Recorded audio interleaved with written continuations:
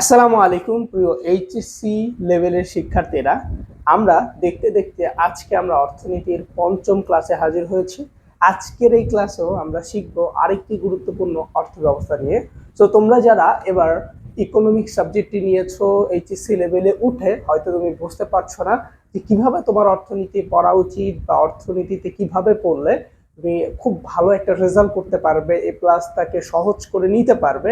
So এই জন্য আমরা আমাদের তাসনামস ইকোনমিক্স কেয়ারের পক্ষ থেকে রেগুলার তোমাকে একটা করে ভিডিও দেওয়া হচ্ছে।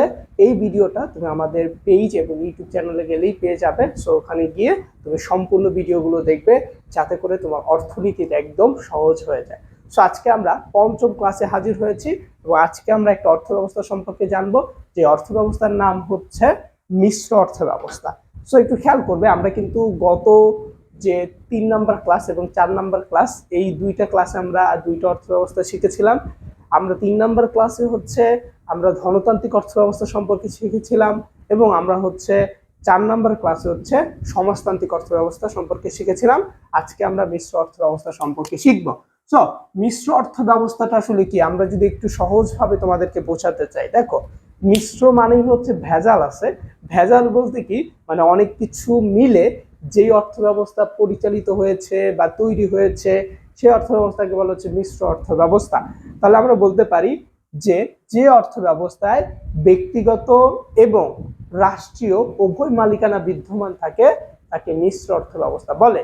সো আমরা কিন্তু দুইটা অর্থ ব্যবস্থা এর আগে পড়েছিলাম, একটা ধনতান্ত্রিক যেটা ব্যক্তিগত অর্থ ব্যবস্থা, আর আরেকটা পড়েছিলাম সেটা কি সমাজতান্ত্রিক মানে রাষ্ট্রীয় অর্থ ব্যবস্থা।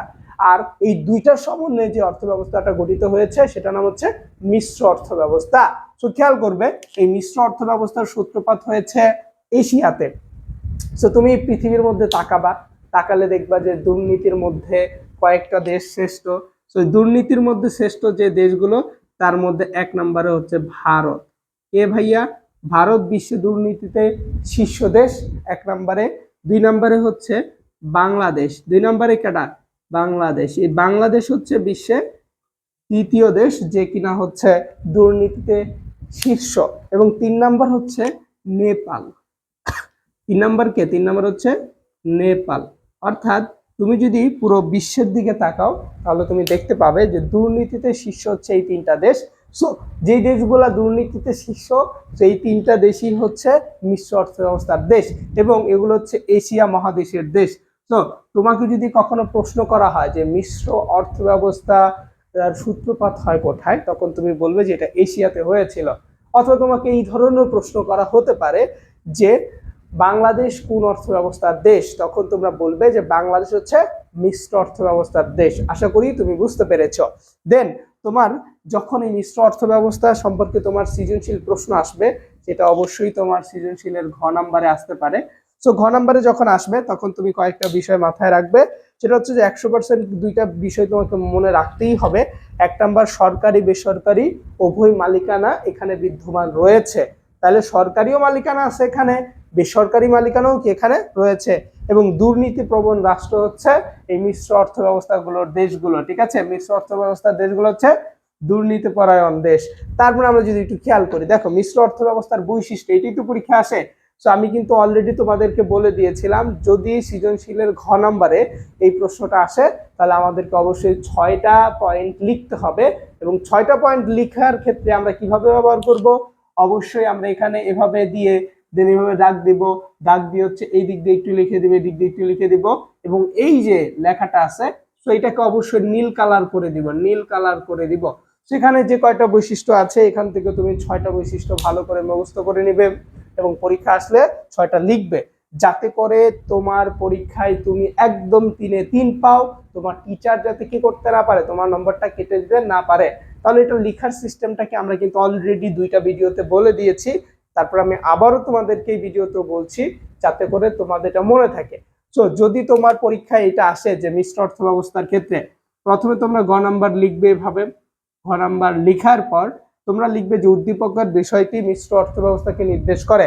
সো এটা 1 নম্বর পয়েন্ট, উদ্দীপকের বিষয়টি মিশ্র অর্থ ব্যবস্থাকে নির্দেশ করে। তাহলে 1 নম্বর যেই জিনিসটাকে নির্দেশ করতেছে সেইটা বলা, যেটাকে নির্দেশ করতেছে সেটার বলে দেওয়া, তুমি প্রথমে এটা বলে দিবে টিচারকে, স্যার এটা হচ্ছে মিশ্র অর্থব্যবস্থাকে নির্দেশ করে। এর মানে টিচার তোমার সম্পর্কে একটা আইডিয়া গ্রহণ করবে যে না এই শিক্ষার্থীটা পারে, না হলে তো উত্তরটা ধরতে পারতো না। দেন তুমি কি করবে, দ্বিতীয়ত এই যে মিশ্র অর্থ ব্যবস্থা আছে এটার হচ্ছে কি দিবে, একটা সংজ্ঞা প্রদান করবে, একটা সংজ্ঞা দিবে। এবং তৃতীয়ত তুমি হচ্ছে এটা হচ্ছে বৈশিষ্ট্যটা লিখে দিবে, বৈশিষ্ট্যটা কি করবে, লিখে দিবে। সো তুমি যদি এই তিনটা প্রসেস অনুযায়ী লিখো, ইনশাল্লাহ তুমি 3-3 পাবেই, তোমার 3 কেউ ঠেকাতে পারবে না। সো তুমি যদি এই ভিডিওটা একদম শেষ পর্যন্ত দেখে থাকো তাহলে অবশ্যই কমেন্টে জানিয়ে দিবে। এবং তোমরা যারা অর্থনীতি নিয়ে অনেক বেশি প্যারায় থাকো, কোনোভাবেই পারতেছো না যে ভাই অর্থনীতি খুবই কঠিন লাগে, আমি তো অর্থনীতি ফেল করব, সো তোমাদের যদি এরকম অনেক বেশি সন্দিহান থাকে, যদি এই ক্লাস পেতে চাও তাহলে তোমরা আমাদের একটা কোর্স আছে, সো আমার একটা পেইড ব্যাচ আছে, সো সেখানে তুমি অ্যাড হতে পারো, এ প্লাস পেইড ব্যাচ। তো 01818165 273, এটা হচ্ছে আমাদের হোয়াটসঅ্যাপ নাম্বার। তো এখানে তুমি যোগাযোগ করতে পারো এবং যোগাযোগ করে আমাদের এই পেইড ব্যাচে তুমি যুক্ত হতে পারো। যদি তোমার মনে হয় যে আমার কাছে পড়ে তুমি অর্থনীতি সমস্যাটা সমাধান করতে পারবে, তাহলে অবশ্যই এখানে যোগাযোগ করে অ্যাড হয়ে যেতে পারো। সো ভালো থাকবে, সুস্থ থাকবে এবং অবশ্যই তাসনামস ইকোনমিক্স কেয়ারের সাথেই থাকবে। আসসালামু আলাইকুম রহমতুল্লাহি ওয়া বারাকাতুহু।